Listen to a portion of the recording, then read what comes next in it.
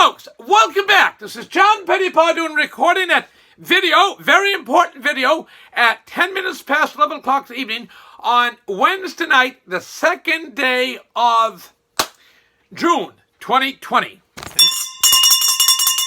It just wake up. It's wake up call.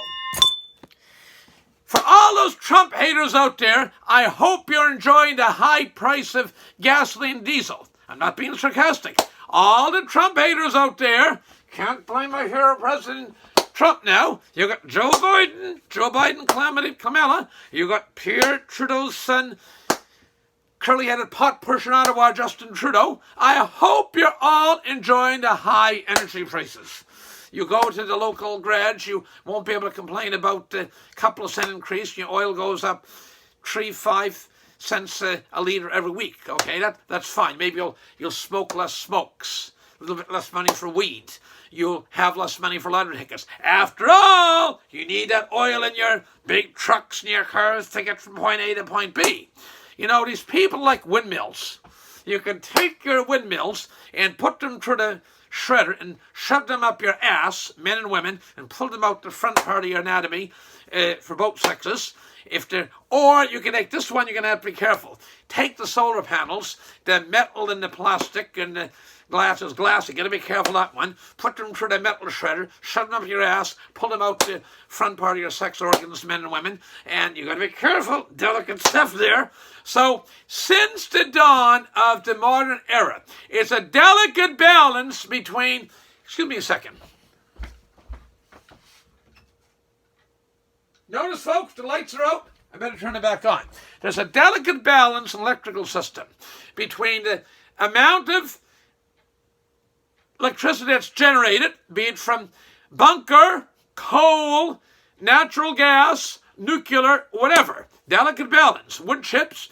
And if you get a brownout, if not enough electricity, and you get a blackout if you have no electricity. So windmills and solar just don't cut it. There's a place for them a little bit, but you need nuclear and natural gas to make electricity and coal.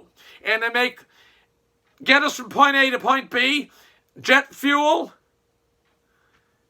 diesel for trains and trucks, and gasoline for automobiles, you need oil. Now, this is a wake-up call. Please let me be direct.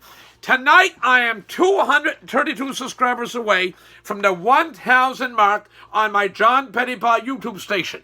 232 subscribers away, and in the YouTube system that works, once it's the 1,000 milestone, it's a very special mark. So I'm 232 subscribers away. And I appreciate the emails and texts and kind remarks and comments from my dear friends in the oil industry in Alberta. And I'm asking you, if you're in the corporate offices down in Calgary, if you're in the union halls of Fort McMurray, or Edmonton, or just outside of Nisku, just outside Edmonton, where I assemble all the equipment, I need more subscribers. Get your buddies together in Union Hall. Get your buddies together in tar sand plants, because this is a wake-up call. I repeat, wake-up call. If you don't fight for oil and gas industry, Trudeau could shut you down. And you might think, and give it back to Buffalo, you might think I'm kidding. If you think I'm kidding or joking, you just look at Joe Biden today. Joe Biden, Kamala, President Trump agreed to have oil exploration in certain parts of Alaska.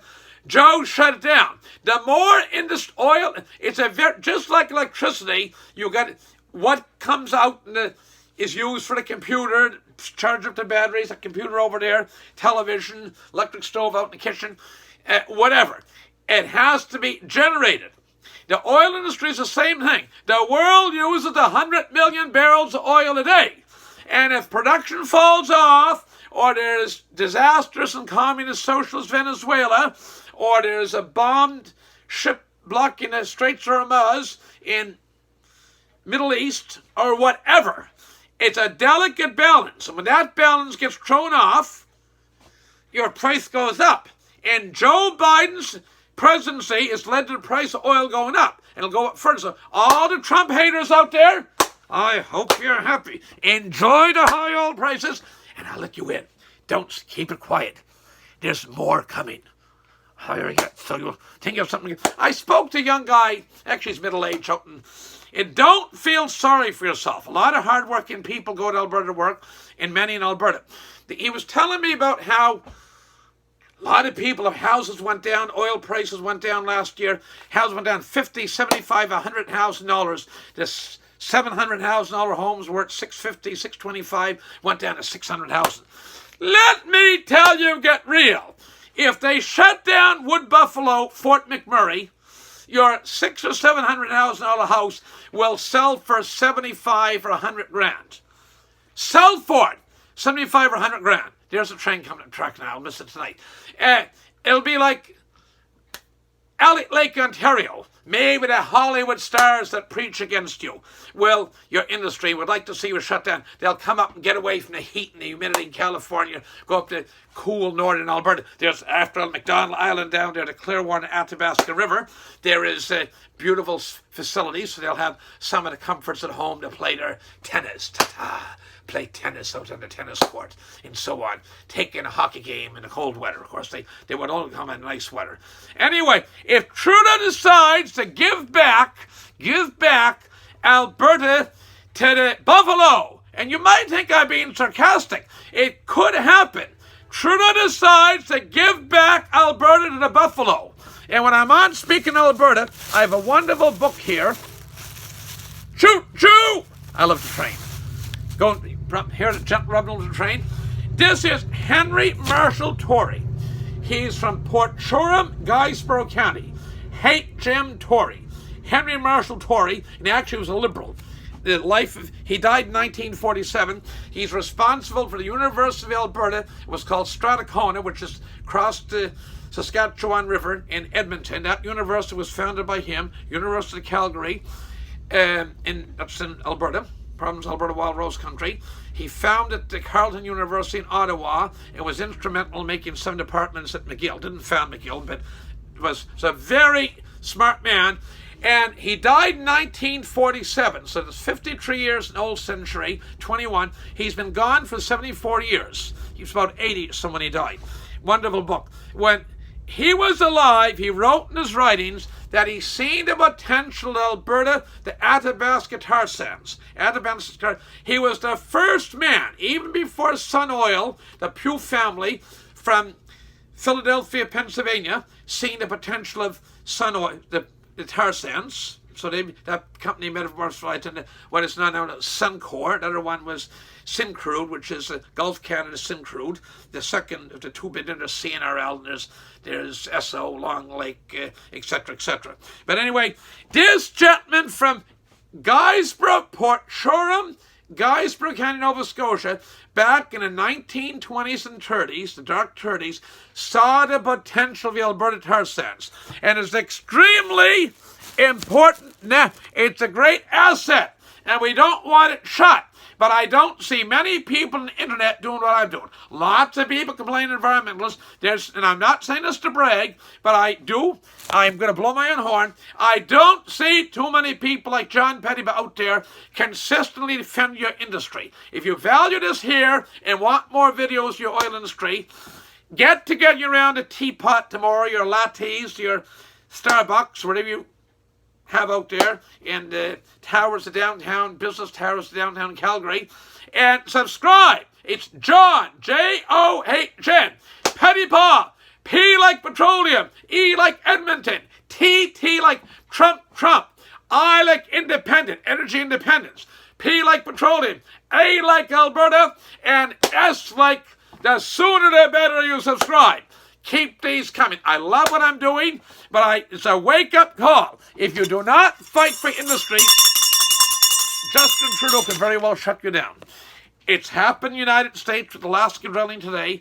Wake up, get off the social media about little petty stuff, and look at the big news. He's shutting down a lot more oil development in Alaska. So that means less oil coming in, all oil wells deplete over time. They deplete over time. And they take, and so as a result, You need it run. The industry got to run very hard to maintain that 100 million barrels a day the world uses. And the world's growing. We're going to add another 1.5 billion people to the world's population. So anybody thinks that oil's going to go away, dream on. They must be smoking more than weed. They're spaced out on cocaine or something else. The world will need oil for decades to come. Decades to come. Wind and solar have some place. So I ask you, in the union halls of Wood Buffalo, in Fort McMurray, those in the Nisku, outside of Edmonton where you all rally your equipment, and those in Edmonton, all you hardworking folks, press the subscribe button on John Pettipas YouTube channel and fight for your industry. Trudeau could shut you down and give Alberta back to the buffalo. With that, I got to go. Thank you very much. Press the subscribe button, promote discussion, share the video.